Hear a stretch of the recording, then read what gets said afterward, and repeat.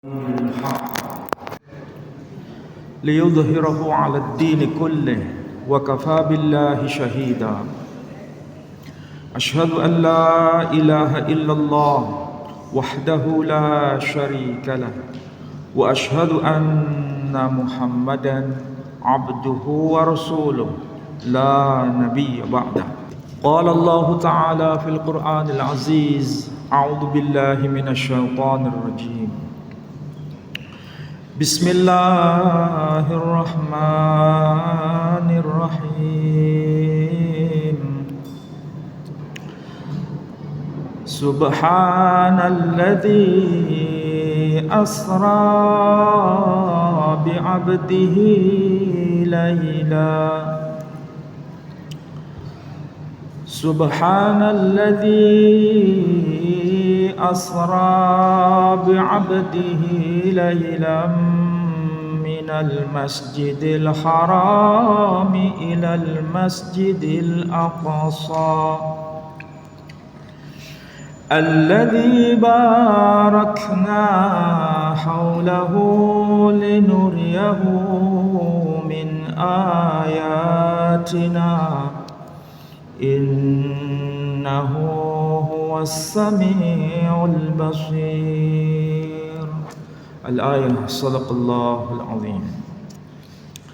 Saudara-saudara, Bapak Ibu sekalian yang saya hormati, alhamdulillah pada waktu petang ini, setelah kita menunaikan sholat maghrib berjamaah, kita bisa lanjutkan thalabul ilm, mentadabbur ayat-ayat Allah. Mudah-mudahan kebersamaan kita semua mendapat maghfirah dan rahmah dari Allah Subhanahu wa taala.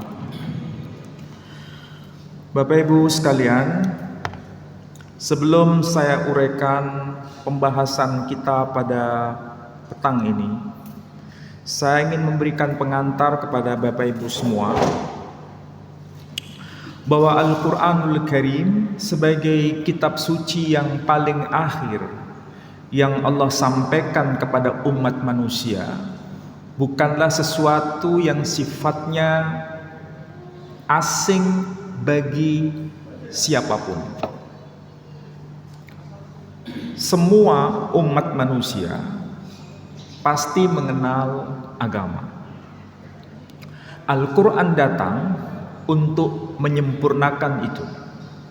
Dan risalah para nabi sebelum Nabi kita Muhammad sallallahu alaihi wasallam ada kaitan dengan Al-Quran itu sendiri. Nah, kalau kita sudah paham mengenai grand design dari Allah Subhanahu wa taala, mari kita bahas pada ayat yang pertama dari surah ke-17. Surah ke-17 ini ada sesuatu yang penting kita pahami. Setiap surah dalam Al-Quran itu pasti memiliki nama yang khusus. Nama-nama yang tercantum di dalam setiap surah itu bukan hasil ijtihad para ulama, tapi nama-nama yang termaktub di dalam Al-Quran sebagai nama surah itu semua berasal dari lisan Nabi kita Muhammad sallallahu alaihi wasallam. Kalau kita bertanya, apakah nama surah Al-Baqarah itu berasal dari petunjuk Nabi? Jawabannya iya. Mengapa nama surahnya disebut surah Ali Imran? Apakah itu ada petunjuk dari Nabi? Jawabannya iya. Semua nama surah yang tercantum dalam Al-Quran itu berasal dari petunjuk Nabi sallallahu alaihi wasallam. Kalau kita cermati surah urutan yang ke-17, itu namanya kita kenal dengan sebutan surah Al-Isra. Selain disebut dengan nama surah Al-Isra, surah ini juga dikenal dengan nama surah Bani Israel. Jadi surah ini punya dua nama, surah Al-Isra dan surah Bani Israel. Kenapa nama surah ini memiliki dua nama? Karena di antara dua nama ini ada keterkaitan satu dengan yang lain. Disebut surah Al-Isra karena ada ungkapan kata asra. Disebut surah Bani Israel karena ada ungkapan kata asra. Jadi ini sebetulnya ada keterkaitan satu dengan yang lain. Kalau disebut surah Bani Israel, berarti ini sedang bicara kepada bangsa Israel dan mereka diutus para nabi. Sedangkan disebut dengan nama surah Al-Isra karena ini memperjalankan hambanya sebagai khataman nabiyyin, penutup para nabi yang berasal dari kalangan Bani Ismail. Jadi ada keterkaitan di antara dua nama itu. Saya ulangi lagi, disebut Bani Israel karena bangsa Israel atau Bani Israel diutus banyak nabi sebelum Nabi kita Muhammad sallallahu alaihi wasallam. Sedangkan disebut surah Al-Isra karena Allah memperjalankan hambanya sebagai khataman nabiyyin, penutup para nabi yang berasal dari Bani Ismail. Kira-kira saya terlalu cepat tidak? Mudah-mudahan bisa dipahami. Saya khawatir ini bassnya terlalu tinggi, tapi enggak ya. Oke. Itu dari sisi nama. Kemudian kita coba memahami ayat ini. Ketika Allah berkata, Subhanalladzi, Maha Suci Dia yang, jadi yang dimaksud di sini adalah Allah Tabaraka wa Ta'ala yang disebut dengan yang Maha Suci. Maha Suci Dia. Subhana itu adalah ungkapan untuk menafikan segala sesuatu yang tidak layak di hadapan Allah, dan semua kekuasaan Allah hanya mutlak bagi Dia. Itulah sebabnya disebut Subhana, Maha Suci Dia, Asra, yang telah memperjalankan. Bahasa Arab itu beda dengan bahasa kita. Kalau kita sebut mengadakan perjalanan, kira-kira waktunya itu pagi, siang, atau malam. Kalau saya sebut kita mengadakan perjalanan, bahasa kita, apakah itu waktunya sudah tertentu? Belum ada kepastian. Apakah pagi atau siang atau malam, kita menggunakan istilah yang sama, mengadakan perjalanan atau mengadakan traveling. Tapi kalau dalam bahasa Quran, bahasa Arab, istilah asra itu perjalanan di waktu malam. Sudah pasti, timingnya jelas, waktu malam. Itulah sebabnya ayat ini menggunakan ungkapan asra. Dia yang Maha Suci memperjalankan hambanya di waktu malam. Makanya di sini diikuti dengan ungkapan bi'abdihi, kepada hambanya. Abdun dalam bahasa Arab itu mencakup dua aspek. Satu, aspek ruhaniyah. Dua, aspek jasadiyah. Jadi ruh dan jasad. Itu kalau disebut abdun. Di ayat ini ada penambahan istilah. Selain ada ungkapan asra, juga ada ungkapan laila. Padahal asra itu perjalanan di waktu malam. Tapi kenapa ada ungkapan tambahan laila? Bukankah makna laila itu malam? Tapi kenapa ada ungkapan itu? Untuk mempertegas ini bukan keseluruhan waktu malam, tapi sebagian kecil dari malam yang dimaksud. Jadi kalau begitu, ini detail sekali ungkapan Allah Subhanahu wa Ta'ala ketika menginformasikan mengenai asra, perjalanan itu. Yang menjadi penting bagi kita, kalau sudah bicara soal Isra Mi'raj itu biasanya yang dibicarakan adalah soal solat, ya kan? Saya tidak akan bicara itu. Saya akan bicara lebih khusus lagi di sini. Kenapa Allah Subhanahu wa Ta'ala memperjalankan hambanya itu dari Masjidil Haram ke Masjidil Aqsa? Kenapa tidak memperjalankan hambanya minal Masjidil Aqsa ilal Masjidil Haram? Kenapa harus dimulai dari Masjidil Haram? Kenapa bukan dimulai dari Masjidil Aqsa? Apa yang menjadi latar belakang? Dan apa yang menjadi sebab? Dan apa yang menjadi tujuan? Tidak mungkin Al-Quran ini sia-sia meletakkan urut-urutan surah di dalam Al-Quran. Tidak mungkin Allah meletakkan susunan ayat demi ayat secara tertib. Dan tidak mungkin Allah berbicara kepada hambanya tanpa makna antara tertib satu kata dengan kata yang lain. Semua itu pasti mengandung pesan. Tadi misalnya imam kita membaca surah yang kita bisa baca itu, kalau tidak keliru dari surah Ali Imran, kalau tidak salah itu.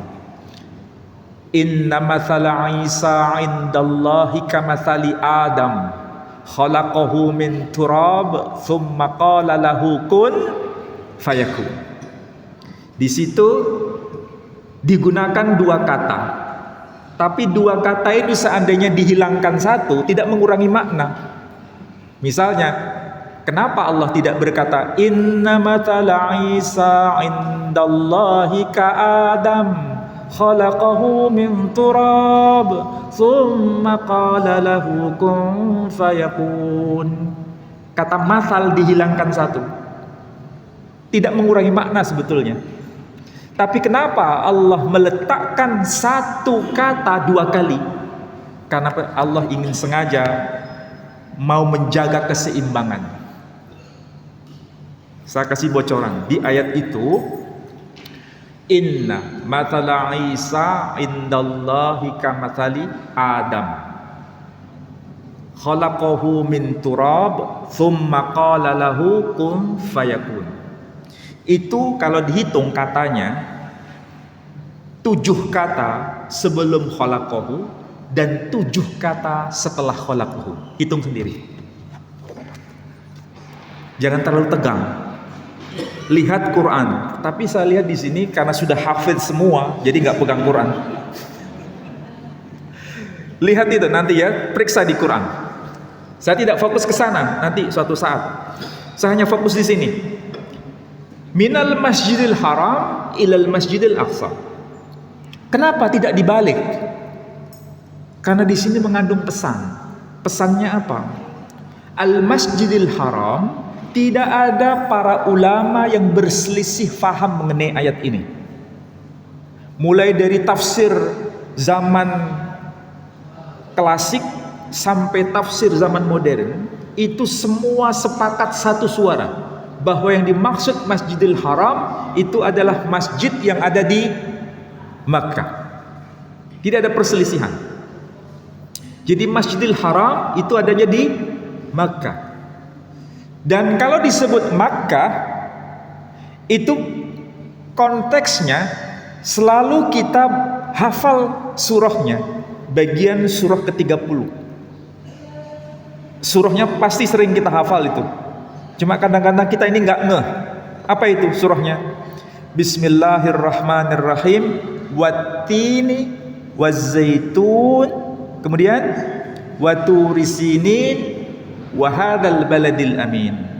Jadi yang dimaksud wahadal baladil amin dan negeri yang aman ini, itu yang dimaksud adalah Al-Baitul Haram.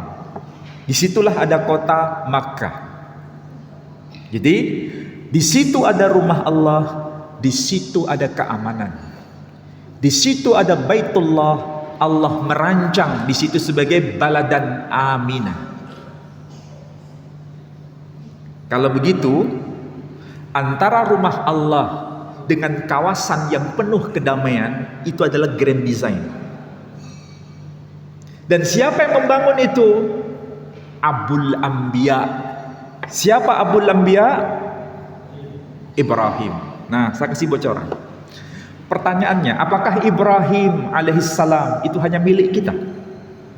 Bukan. Dia milik semua. Baik mereka yang beriman maupun yang tidak beriman kepada risalah Nabi kita Muhammad sallallahu alaihi wasallam. Di dalam Al-Quran ini, nama Ibrahim itu boleh dibaca dengan dua cara. Kalau misalnya saya baca begini, Bismillahirrahmanirrahim. Wa idh yarfa'u Ibrahimul qawa'ida minal baiti wa Ismail Rabbana taqabbal minna innaka antas samiul alim. Saya baca Ibrahim. Kira-kira bacaan saya ini benar atau salah? Siapa yang mengatakan salah? Itu bacaannya benar. Boleh dibaca wa idh yarfa'u Ibrahim, boleh dibaca wa idh yarfa'u Ibrahim. Jadi kalau imam sholat membaca wa idh yarfa'u Ibrahim, itu boleh. Ini bagian dari namanya qiraah sab'ah. Kalau Ibrahim itu bacaan Imam Hafiz.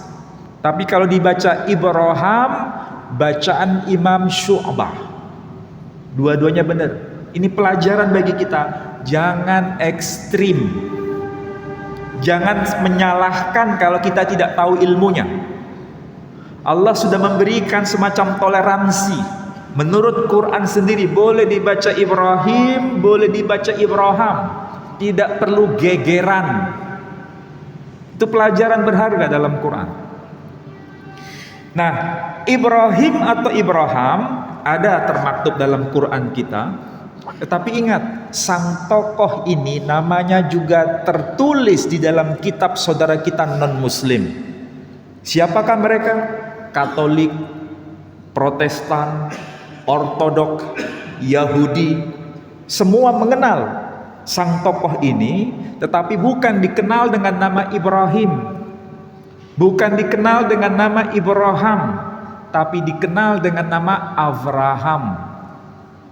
Jadi nama Avraham itu bahasa Ibrani, nama Ibrahim itu bahasa Arab, karena satu keluarga. Ibrahim, Avraham, Ibrahim itu satu keluarga, Arab dan Ibrani. Persis seperti antara orang Jawa dengan orang Madura, itu satu keluarga.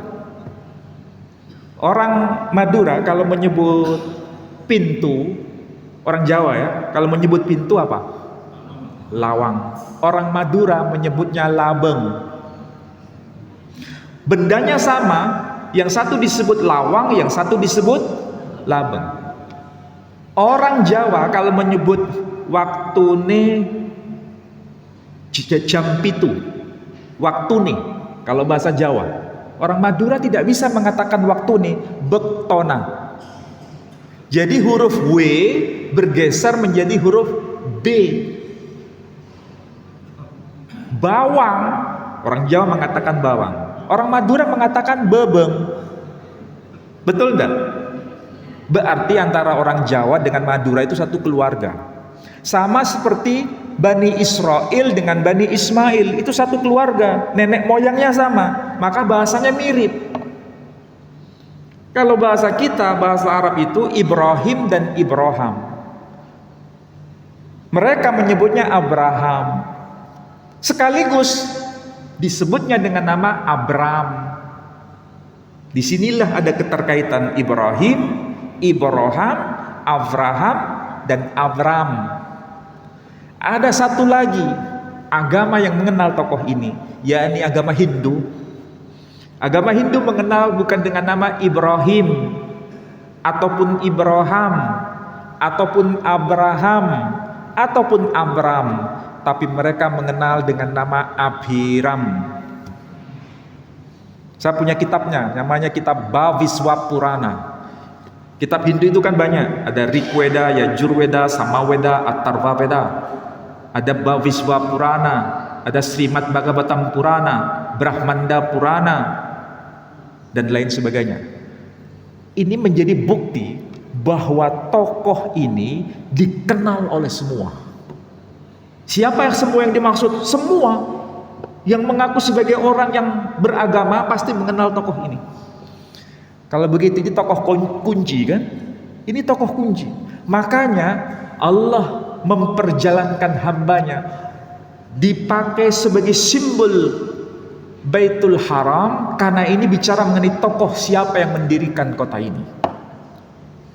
Disitulah tokoh yang bernama Abraham atau Ibrahim diyakini sebagai tokoh suci dari semua. Kita mau nggak menjadi orang yang seperti Ibrahim, dikenal oleh semua, bukan dikenal oleh satu kelompok, tapi dikenal dan dikenang oleh semua? Pasti jawaban kita mau. Tapi bagaimana caranya? Bukankah kita ini dicontohkan setiap saat, bahkan baru saja kita lakukan salat selalu membaca apa? Allahumma salli ala Muhammad wa ali Muhammad kama sallaita ala Ibrahim. Kita sering mengucapkan nama itu, tetapi kita nggak mengerti maksudnya.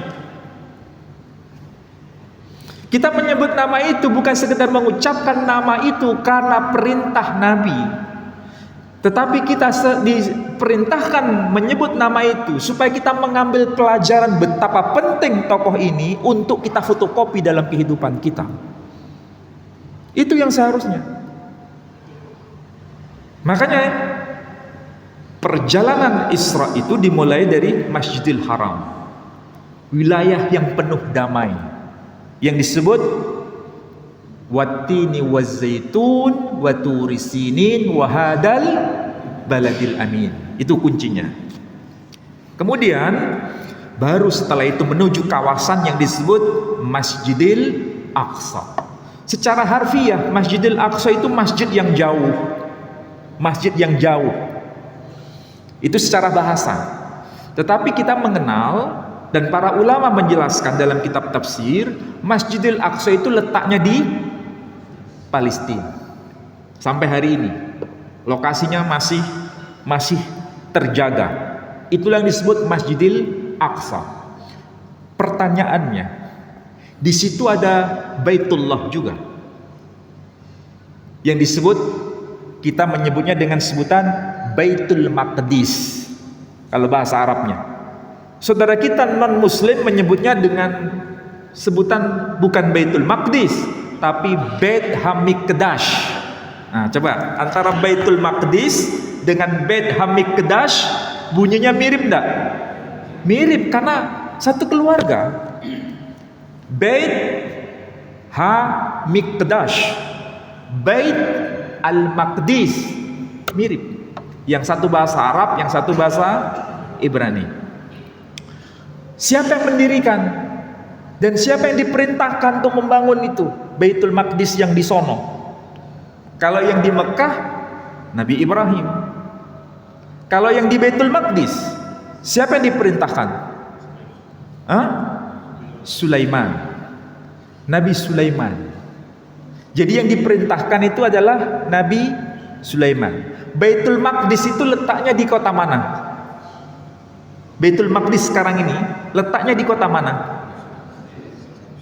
Kalau Palestina itu wilayah besarnya, kotanya disebut Yerusalem. Okay? Kita sadar nggak? Nama itu pasti mengandung pesan. Kenapa namanya disebut Yerusalem? Yerusalem itu bahasa kita. Kalau bahasa Ibraninya Yerushalayim. Dari dua kata, Yeru itu artinya rumah atau wilayah. Shalayim dari kata shalom, artinya damai. Bahasa Arabnya salam. Jadi kalau begitu Yerusalem itu artinya wilayah damai secara harfiah. Dan di kota itu ditegakkan simbol ilahi. Apa itu? Bait Hamikdash, rumah Allah.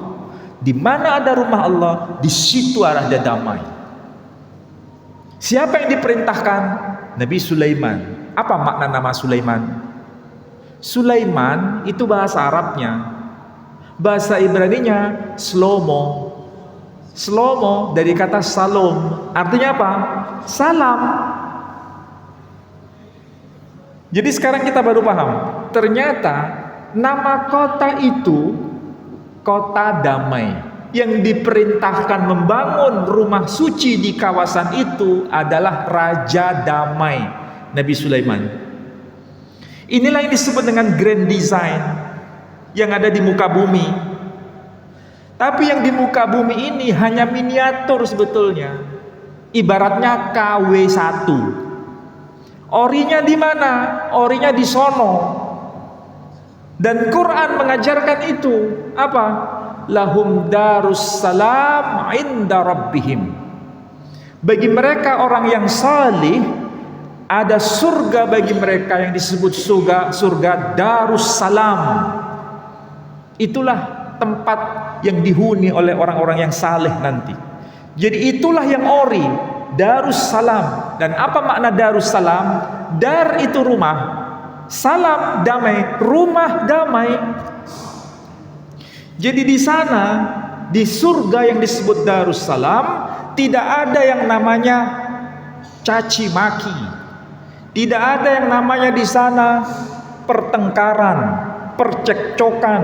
Di sana yang ada adalah salam, salam, salam, alhamdulillah. Lihat itu Quran. Di surga yang diungkapkan hanya salam dan alhamdulillah. Ini adalah bahasa simbol. Di sono sebagai yang ori, Darussalam, diturunkan di bumi sebagai KW-nya. Di dua tempat, diwakili oleh Baitul Maqdis di Yerusalem dan Mekah di tempat yang disebut Baladan Aminah.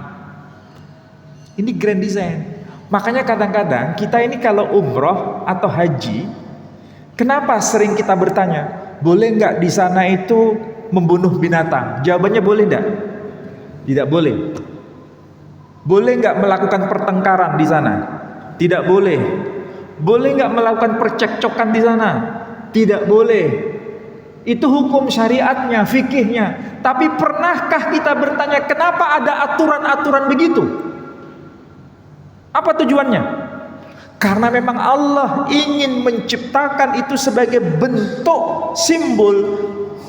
Di tempat itu tidak boleh ada sesuatu yang sifatnya tidak berkenan selain dengan kata-kata salam dan alhamdulillah. Makanya mencabut tumbuhan di sana saja dilarang. Kenapa? Karena itu tujuannya supaya tidak membuat kerusakan. Cuma masalahnya kita yang sudah haji maupun yang sudah umroh di sana tidak melakukan percekcokan karena ada larangan. Tidak melakukan penipuan karena ada larangan. Kembali ke Surabaya, balik lagi. Padahal seharusnya yang ori di sana itu difotokopi di bumi supaya kita bisa ngikuti suasana surgawi itu. Setelah kita pulang dari Makkah kembali ke Surabaya, memfotokopi Makkah di sini. Itu tujuannya sebetulnya. Cuma kita selama ini hanya terjebak pada persoalan halal, haram, makruh, mubah. Terus apa lagi? Ya hanya itu aja. Tidak sampai pada substansi. Dan hal seperti ini sudah grand design dari Allah Subhanahu wa taala. Jadi ibaratnya Makkah dan Yerusalem itu fotokopi yang ada di sono.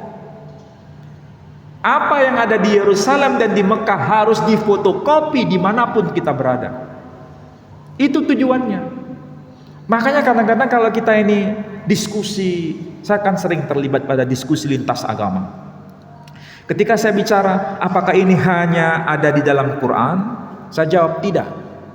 Saudara sendiri mesti paham, mesti saya bicara begitu. Bukankah setiap hari Minggu saudara diajarkan untuk membaca doa yang pasti dibaca? Apa itu? Doa bahasa Indonesianya begini. Bapa kami yang di surga, dikuduskanlah namamu, jadilah kehendakmu di bumi seperti di surga. Kalau bahasa aslinya nggak begitu, itu kan terjemahannya. Kalau bahasa aslinya mirip dengan bahasa Arab. Avinu Shamayim. Shamayim. Kalau bahasa Arabnya apa? Samawat. Sama kan? Avinu Shamayim. Yitkadesh Shemecha. Dikuduskanlah namamu. Shemecha. Bahasa Arabnya ismuka. Mirip enggak? Mirip. Jadi kalau kita memahami agama substansial, itu kita akan mendapatkan ruhnya. Bukan sesuatu yang remeh-temeh yang sekarang dipertengkarkan. Apa yang dipertengkarkan yang remeh-temeh itu? Gegeran soal apa? Contohnya, ketika bertahiyat itu diam atau bergerak, ya kan? Kalau bergerak, bergeraknya itu dari kiri atau ke kanan, dari atas atau ke bawah. Itu aja yang diperdebatkan. Ini bukan substansi. Itu hanya casing. Kita sibuk dengan casing tapi tidak sibuk dengan substansi. Memang ngaji kita agak beda. Karena kita harus memahami dari sesuatu yang sifatnya ruhiyah di situ. Nah, bahasa aslinya avinu shebashamayim Yitkades semiha tavo malhuteha, datanglah kerajaanmu, tavo malhutaha yiatseret soneha ka asher bashamayim gamba arets, jadilah kehendakmu di bumi seperti di surga. Kira-kira sama nggak dengan Al-Quran ini? Sama, karena maunya Allah yang ada di sono difotokopi di sini. Kehendak yang ada di sono harus terwujud di sini. Cuma masalahnya manusia itu karena bebal, apa yang ada sebagai bentuk aturan-aturan Tuhan, aturan Allah itu tidak diikuti. Nggak usah jauh-jauh. Saya ambil contoh sederhana. Di dalam Quran boleh nggak mencuri? Boleh nggak? Tidak boleh. Kalau ada orang non-Muslim yang di dalam Quran, ya jelaskan. Qul ya ayyuhal kafirun. Jadi orang yang belum menjadi muslim disebut al-kafirun. Artinya tidak beriman dengan Quran. Tapi kalau kita tanya, apakah di dalam kitab mereka masing-masing, mau Hindu kitab Rigveda, mau Buddha kitab Dhammapada, mau Konghucu kitab Tao Te King, mau Taurat kitabnya orang Yahudi, apakah ada perintah boleh mencuri itu? Tidak. Kalau seandainya baik mereka yang beriman maupun yang tidak beriman berpegang pada kitab masing-masing itu dengan sepenuhnya, kira-kira kejahatan itu ada atau tidak? Tidak akan ada. Tapi yang bermasalah ketika ada orang yang mengaku sebagai muslim, beriman pada risalah Nabi kita Muhammad sallallahu alaihi wasallam, yang seharusnya itu dia menjadi sempurna, dilarang melakukan pencurian, toh tetap dia melakukan korupsi. Kira-kira orang seperti ini layak tidak? Bahkan menggunakan dalil agama sebagai tujuan, sebagai kamuflase. Contoh sederhana apa? Ada nggak hadis yang mengatakan umroh satu dengan umroh berikutnya itu akan menghapus dosa? Betul atau enggak? Iya, hadisnya sahih. Tapi karena manusia itu bebal, hadis itu dipakai tapi dalam rangka untuk menipu Tuhan. Apa itu? Dia korupsi 1M, dia ambil 100 juta paling mahal untuk umroh, dia masih untung berapa? Ini saya kasih contoh yang sederhana. Ini manusia bebal, sudah tahu itu kebenaran tapi dia manipulasi. Coba bayangkan, seharusnya agama ini menjadi panduan hidup. Cuma masalahnya kita ini kebanyakan ya menjadikan pembacaan Al-Quran kita ini, membaca Quran hanya mencari hadiah, bukan mencari hidayah. Kalau mencari hadiah tahu maksudnya? Mencari hadiah, mencari pahala. Satu huruf dihitung sekian kebaikan, satu surah dihitung sekian kebaikan. Hanya itu yang kita pikirkan. Mencari hadiah, bukan mencari hidayah. Padahal Quran diturunkan itu sebagai apa? Syahrul Ramadan alladzi unzila fihil Quran hudan linnas, sebagai petunjuk bagi manusia. Kalau orang berlomba-lomba one day one juice, Berapa kali kita membaca Quran? Ada yang mengatakan 2 juz. Bagus. 1 minggu berapa juz? 30 juz. Bagus. Tapi ketika ditanya, kamu ngerti nggak yang kamu baca? Kalau mengatakan nggak ngerti, berarti Quran tidak punya makna bagi kita. Seharusnya kita mulai sadar diri bahwa cara beragama kita ini memang harus dibenahi mulai sekarang. Bukan sibuk dalam hal-hal yang casing tadi, tapi seharusnya bagaimana hati kita terpaut dengan Allah Subhanahu wa Ta'ala. Makanya Allah memperjalankan hambanya dari Makkah menuju mana? Al-Aqsa. Itu tertib sebetulnya. Ada ketertiban. Karena bangunan yang pertama kali ditegakkan di muka bumi ini ya di Masjidil Haram. Quran mengatakan apa? Inna awwala baiti wudi'a lin-nasi lalladzi bi Bakkah. Sesungguhnya bangunan suci yang ditegakkan pertama kali di muka bumi ini yang ada di Bakkah. Makanya harus dimulai dari situ. Karena dari situlah peradaban dibangun. Dari situlah bibit kenabian mulai disebar, dan dari situlah penutup para nabi mulai diisrakan. Disitulah ada yang disebut Abul Anbiya, dan disitulah ada yang disebut Khataman Nabiyyin. Dari situ baru kemudian ke Masjidil Aqsa. Tidak dibalik. Kenapa sih Allah itu kok tertib kayak begitu? Karena memang Allah Tabaraka wa Ta'ala itu sebagai murabbi. Makanya kita selalu baca ayat, dan itu wajib dibaca ayatnya. Apa itu? Alhamdulillahi Rabbil Alamin. Segala puji bagi Allah, Rabb semua jagat semesta. Kenapa Allah menyebut dirinya sebagai Rabb? Kita menerjemahkannya Tuhan. Tidak salah, tapi kurang jelas. Tuhan sebagai apa? Ternyata Rob, dari kata Rob itu muncul kata tarbiyah. Di sini kan ada IAIN toh, ada UIN, ada fakultas tarbiyah. Apa artinya tarbiyah? Fakultas pendidikan. Karena tarbiyah itu diambil dari kata Rob. Yang mendidik disebut murabbi. Kalau saya di sini posisinya sebagai murabbi. Karena mendidik, mengawasi. Jadi kalau Allah menyatakan dirinya sebagai Rabb, itu berarti Allah yang mendidik kita, mengawasi kita, yang memberikan ujian bagi kita. Dan ujiannya itu tidak acak, ujiannya itu tertib. Sama seperti ujian di kampus atau ujian di sekolah. Kan ada semester 1, semester 2, nggak mungkin langsung semester 4, iya kan? Ujian apapun begitu. Sekolah juga begitu, dari TK ke SD, dari SD ke SMP, tertib. Allah juga begitu. Jadi Allah itu kalau menguji kita, menguji hambanya, itu tidak acak.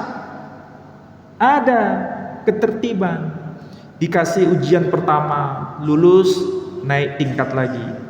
Ujian kedua, lulus, ujian ketiga, dan seterusnya. Itu karena Allah Maha Rahman kepada kita, supaya kita potensinya itu semakin baik. Kita ini setiap hari harus semakin baik levelnya, bukan stagnan, dan juga bukan mundur, tapi semakin naik. Kalau semakin naik, ujiannya semakin turun atau semakin naik? Semakin naik. Begitulah agama ini. Makanya oleh-oleh dari Isra Mi'raj itu apa? Salat itu. Pertanyaannya sekarang, salat kita bagaimana? Salat kita ini apakah sekedar gugur kewajiban, atau memang merupakan sebuah kebutuhan, atau itu merupakan sebuah bentuk dialog komunikasi kita dengan Allah Tabaraka wa Ta'ala? Makanya salat kita ini levelnya macam-macam kan? Ada yang sekedar gugur kewajiban. Kalau gugur kewajiban, ya secara syariah bermasalah enggak? Secara syariah enggak bermasalah. Yang penting syarat-syaratnya sudah oke, berwudu dan sebagainya. Tapi apakah cukup di situ? Enggak. Semua ada tingkatan. Makanya sholat itu bukan sekedar gugur kewajiban, tapi bagaimana ada intensitas komunikasi kita dengan Allah Tabaraka wa Ta'ala. Hal yang mendasar, sudahkah kita paham yang kita baca? Sementara sebagian besar kita ketika kalau membaca Alhamdulillahirabbil alamin, itu lisan kita ngomong begitu, tapi pikiran kita kemana-mana. Betul gak? Apakah itu makna sholat itu sendiri? Itu tidak akan punya bekas. Ketika kita mengucapkan Ar-Rahmanir-Rahim, yang dibayangkan pintu belum ditutup. Maliki Yaumiddin, ibu-ibu itu pikirannya kemana? Kompor belum dimatikan. Berarti antara yang diucapkan dengan pikiran tidak nyambung. Coba bayangkan kalau kita komunikasi dengan orang yang kita hormati, sementara kita ngomong dan bahasa tubuh kita itu tidak fokus, kira-kira orang itu merasa dilecehkan enggak? Ini yang sedang kita hadapi bukan orang sembarangan. Ini yang sedang kita hadapi adalah Dia yang menciptakan segala semesta ini, Allah Tabaraka wa Ta'ala. Itulah seharusnya kita coba perbaiki diri melalui pembacaan ayat ini. Bukan sekedar mengisahkan bagaimana Nabi Isra Mi'raj, itu sudah banyak yang mengisahkan, sudah cukup. Bagaimana substansi makna ini kita bisa pahami. Jadi tolong kita ini mencoba mawas diri, memperbaiki diri agar kualitas iman kita, kualitas interaksi kita dengan Quran itu benar-benar punya nilai, bukan sekedar rutinitas saja. Bulan depan kita sudah masuk bulan akhir bulan, insya Allah sudah mulai persiapan sudah. Sudahkah kita mulai mencoba? Itu adalah tarbiyah sebetulnya, cara Allah mentarbiyah kita.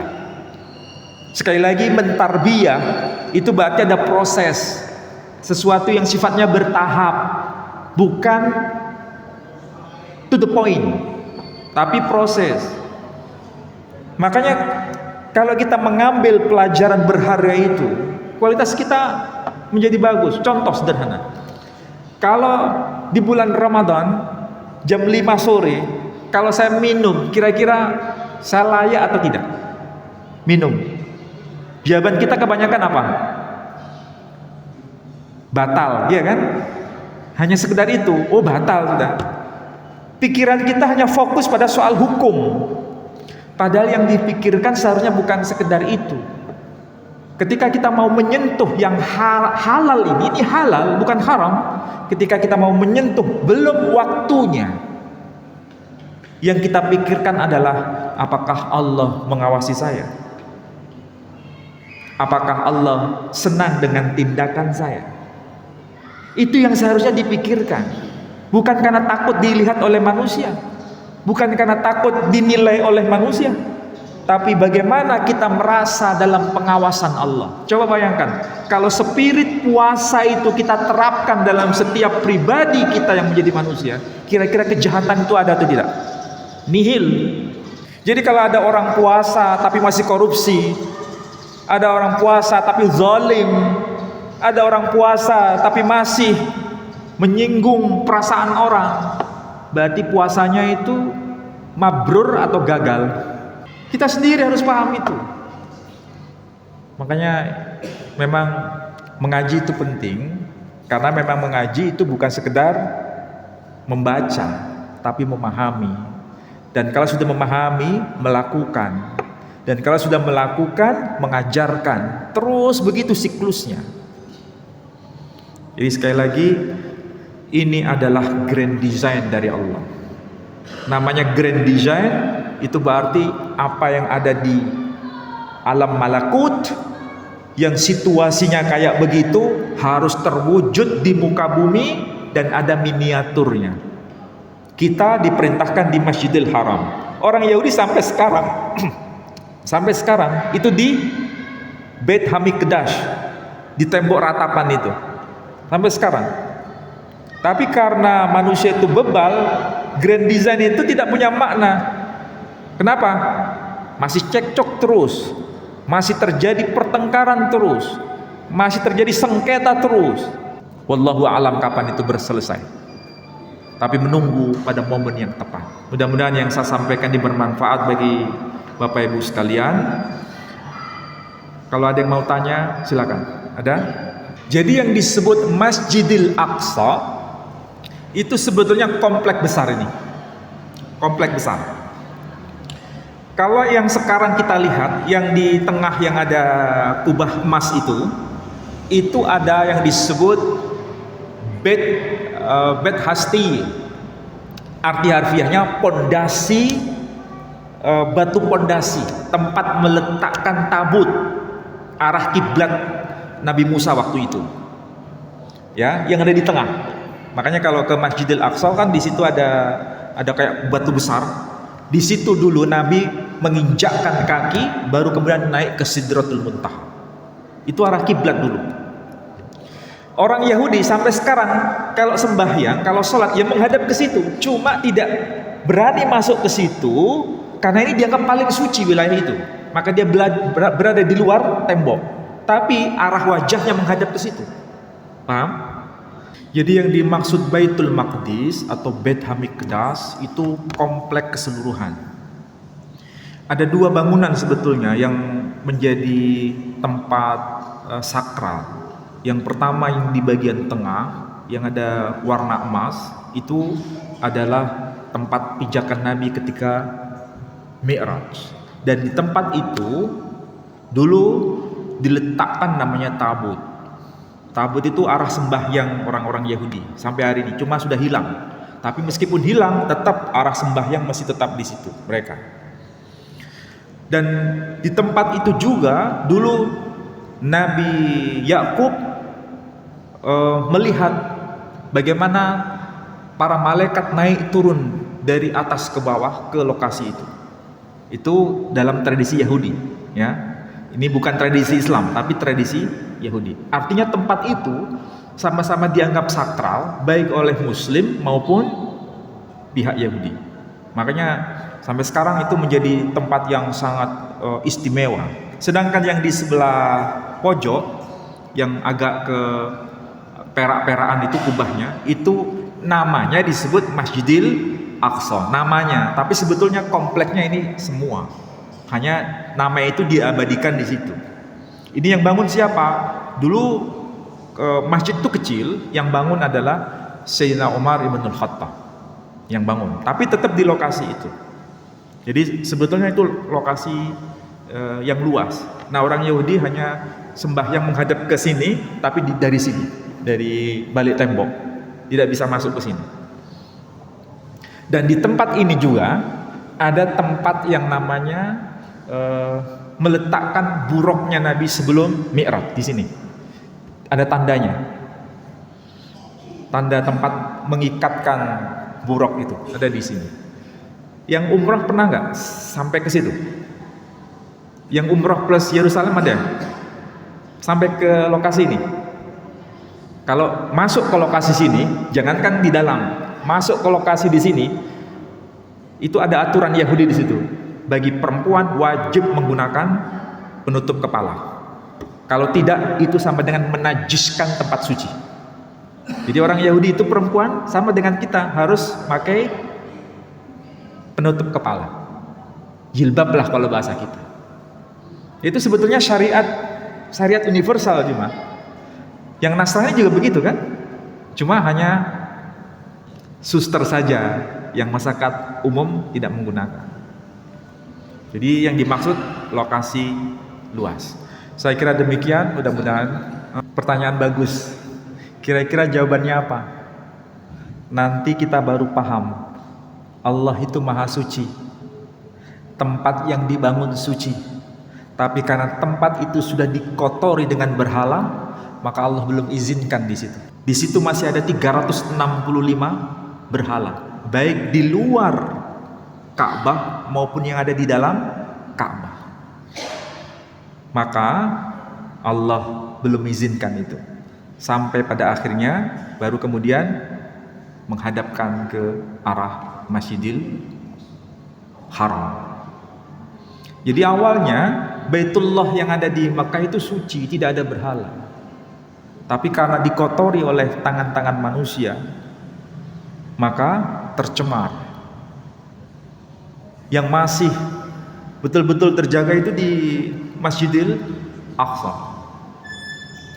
Dan memang betul, namanya rumah suci Baitullah itu tidak boleh ada berhala, tidak boleh.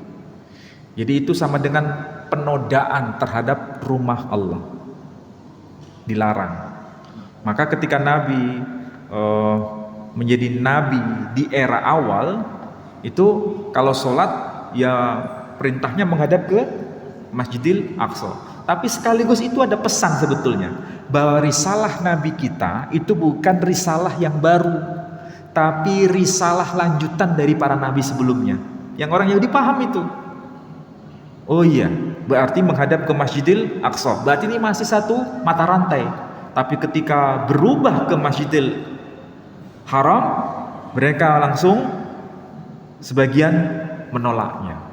Jadi itulah pesan sebetulnya di balik perintah mengubah arah kiblat. Makanya pengubahan arah kiblat itu ketika terjadi di mana? Di Madinah pada saat itu.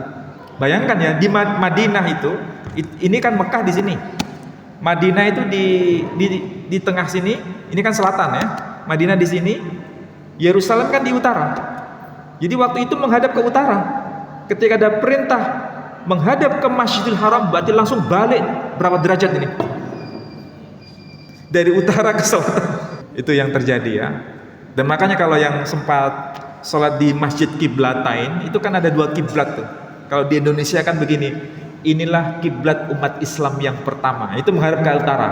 Tapi kita nggak boleh menghadap gitu lagi, tapi menghadap ke selatan. Di situ ada mihrab lagi, ada 2 mihrab, ke utara dan selatan. Yang utara ditutup, tapi di situ ada tandanya, ini kiblat dulu yang awal.